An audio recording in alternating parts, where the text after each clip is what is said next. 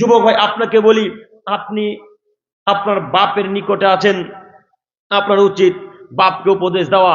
মুরব্বী সাহেব আপনার নিকটে আপনার ছেলে আছে, আপনার উচিত আপনার ছেলেকে উপদেশ দেওয়া। সম্মানিত মা বোন আপনার উচিত আপনার স্বামীকে উপদেশ দেওয়া। সম্মানিত মা বোন আপনার উচিত আপনার ছেলেকে উপদেশ দেওয়া।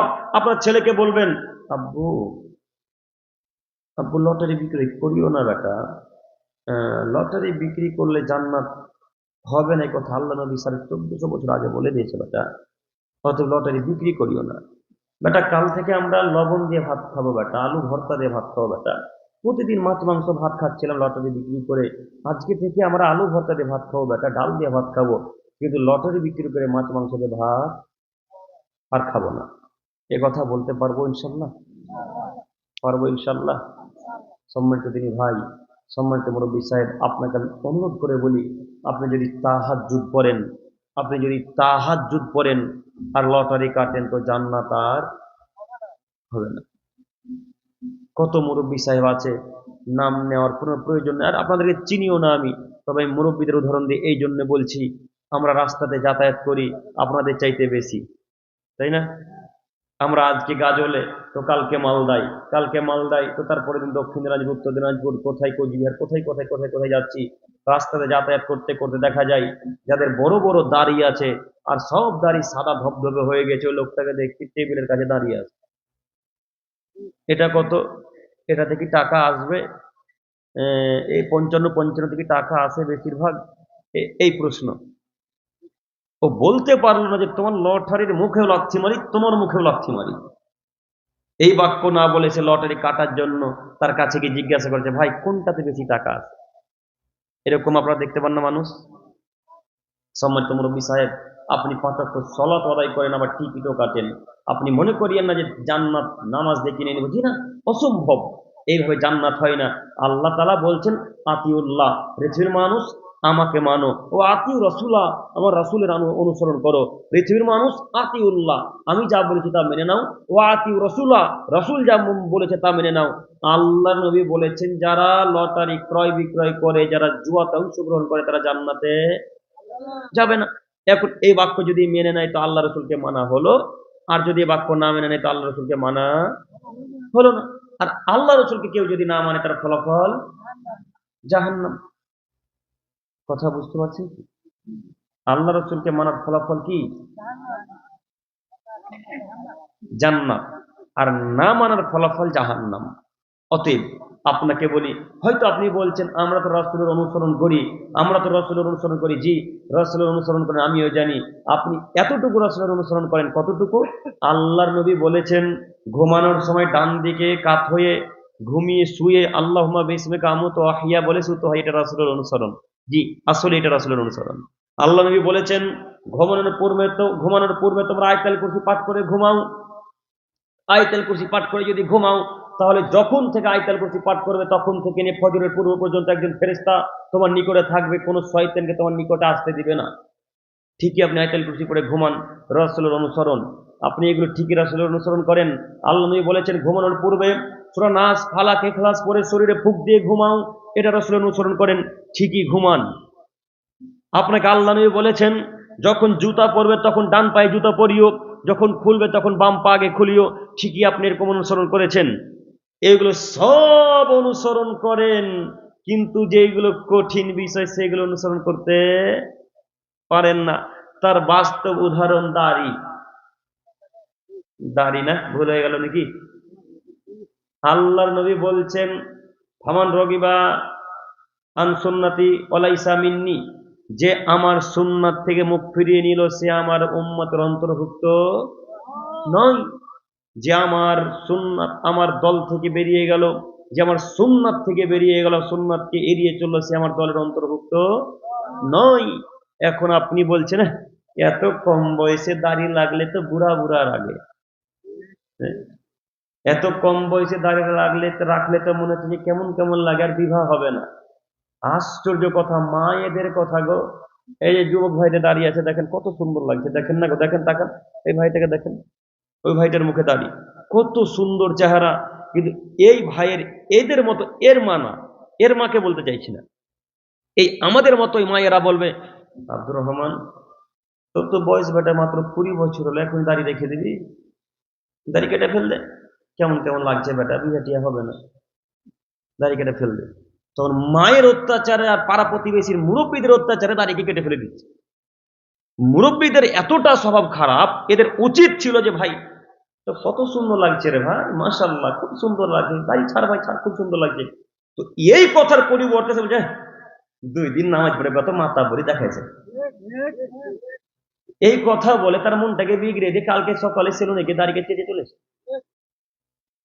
ঘটনা এরকম কাজ হলে কই, কেন এরকম কথা বললেন?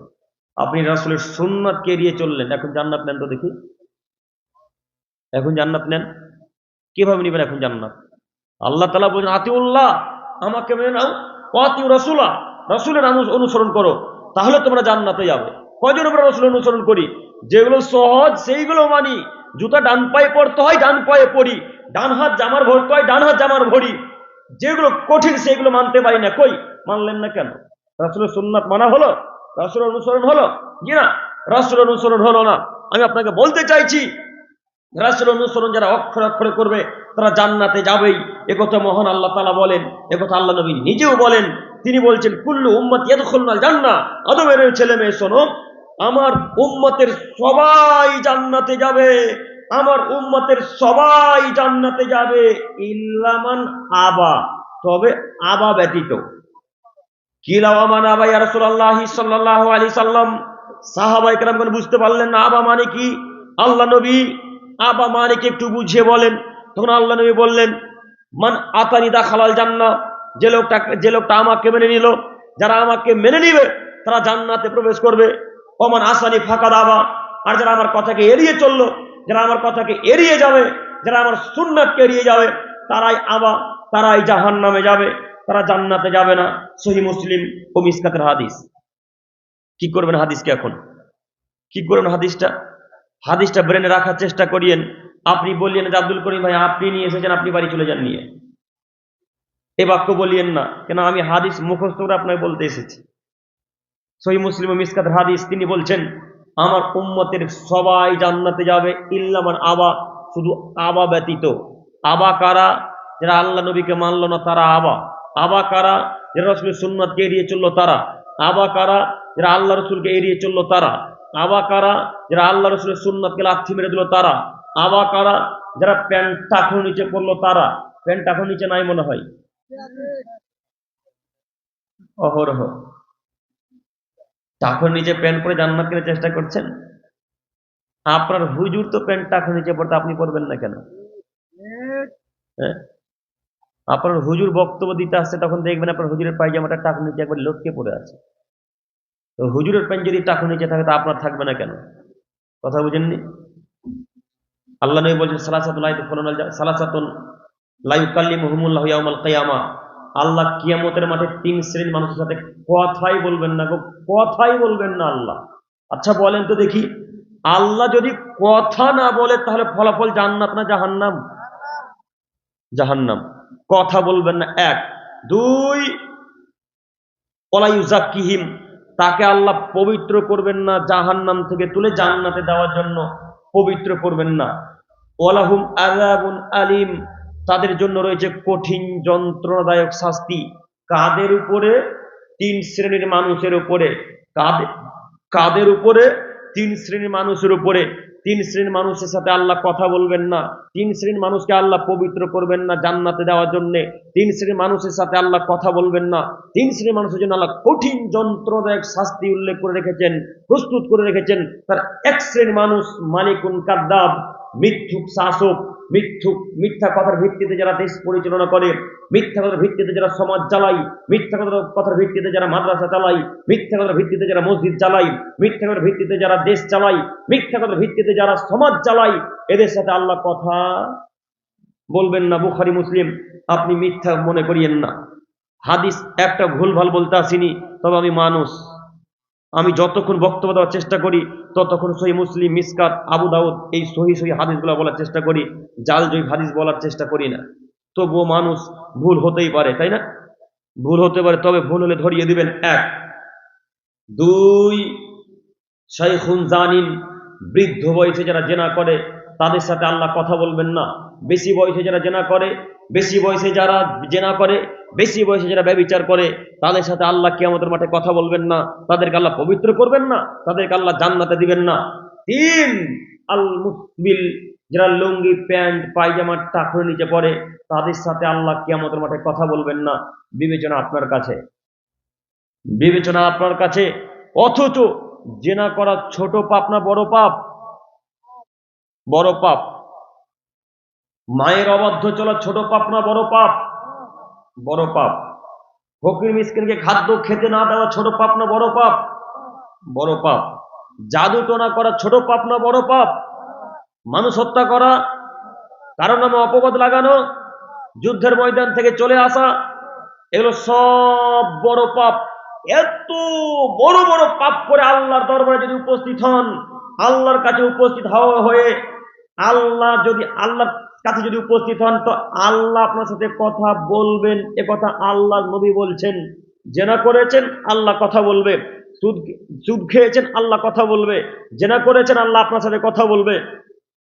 তবে ওই তিন শ্রেণীর মানুষের সাথে আল্লাহ কথা বলবেন না, যারা বেশি বয়সে জেনা করে, যারা লুঙ্গি প্যান্ট পায়জামার টাকুর নিচে পড়ে, যারা মিথ্যা কথার ভিত্তিতে দেশ চালায়। সম্মানিত তিনি ভাই, এবার আপনাকে বলতে চাইছি, পিতা মাতার অবাধ্য চলা পৃথিবীর দ্বিতীয়তম মহাপাপ। পিতা মাতার অবাধ্য চলা পৃথিবীর ইতিহাসে দ্বিতীয়তম মহাপাপ। এত বড় পাপ করেছেন, আল্লাহর দরবারে উপস্থিত হন, আল্লাহ আপনার সাথে অবশ্যই অবশ্যই কথা বলবে। আল্লাহ বলবে, আব্দুর রহমান, পিতামাতার অবাধ্য কেন চলেছ? আব্দুর রহমান, পিতামাতার কথা শোনোনি কেন? পিতামাতাকে এড়িয়ে চলেছে কেন? তখন হয়তো আপনি আপনার মনে যা আছে তাই বলবেন। আল্লাহ আপনার সাথে কথা বললো কি বললো না? বললো। কিন্তু যে লোকটা প্যান্টটা এখন নিচে পড়েছে, এর সাথে আল্লাহ কথাই বলবেন না। যখন তাকে উপস্থিত করা হবে, ওকে জাহান্নামে নিক্ষেপ করে দেওয়া হবে। কথা বুঝতে পারলাম না? কাল সকাল হতে হতে সব প্যান্ট পায়জামা কাটতে পারবো টাকুনের উপরে ইনশাল্লাহ? সব টাকুনের উপরে কাটতে পারবো ইনশাল্লাহ? ইনশাল্লাহ।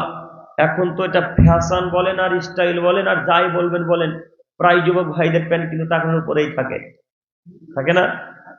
তো যুবকদের প্যান্ট টাকুনের উপরে থাকে, আপনি তো বৃদ্ধ মানুষ, আপনি কি দেখাতে চাইছেন? লুঙ্গিটা পড়ছেন এমন ভাবে মনে হচ্ছে ঝাড় দিতে দিতে রাস্তায় যাচ্ছেন। কথা মিলে না মনে হয়? এইভাবে লুঙ্গি পরার কি দরকার? এইভাবে লুঙ্গি পরে আপনার তিনটা ক্ষতি দেখবেন। কি কি তিনটা ক্ষতি? এক, আপনার স্ত্রীকে বেশি সার দিয়ে খাসতে হবে, এটা ক্ষতি হলো। দুই, আপনি যে এই টাকনু ঢেকে আছেন তা আপনার যৌন ক্ষমতা কমে যাবে। বর্তমান নাসার বিজ্ঞানিক, সব থেকে উন্নত মানের বিজ্ঞানী কোথায় আছে? নাসা। বর্তমান নাসার বিজ্ঞানীরা প্রমাণ করেছে, মানুষের শরীরে সব থেকে দুই জায়গায় বেশি হরমোন থাকে, যৌন ক্ষমতা থাকে। তার একটি হচ্ছে টাকনু, আর একটি হচ্ছে এই সিদ্ধারা।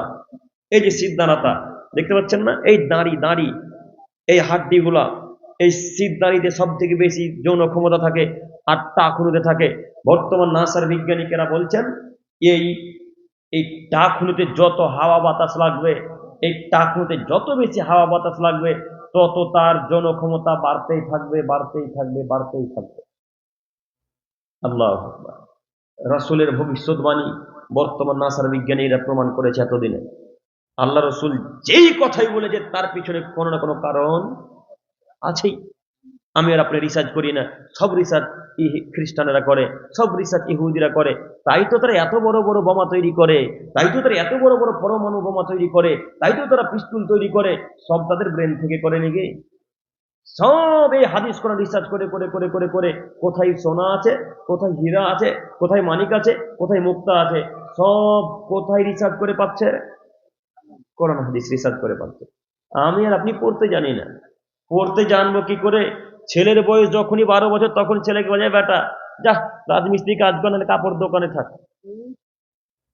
আর একটা সঠিক ব্যবস্থা আছে, সে সঠিক ব্যবস্থা কি? যে বেটাকে বলছেন চায়ের দোকানে যা, বেটা কাপ ধোবা। দেখেন, আপনি খোঁজ নিয়ে দেখেন, টাউনে চলে যান, যত কাপড়ের দোকান দেখবেন প্রায় বাচ্চা ছেলেগুলোর বয়স 8, 9, 10 বছরের। দেখেননি আপনারা? কথা বলে না। তো এই ছেলেগুলোর এখন পড়ার সময় না কাজ করার সময় গো? পড়ার সময়। এদেরকে এত তাড়াতাড়ি কাজে পাঠিয়ে দিলেন কেন? এত তাড়াতাড়ি চায়ের দোকানে পাঠালেন কেন? কাজ করাতে হবে কেন এত তাড়াতাড়ি? এই জন্যে আপনারা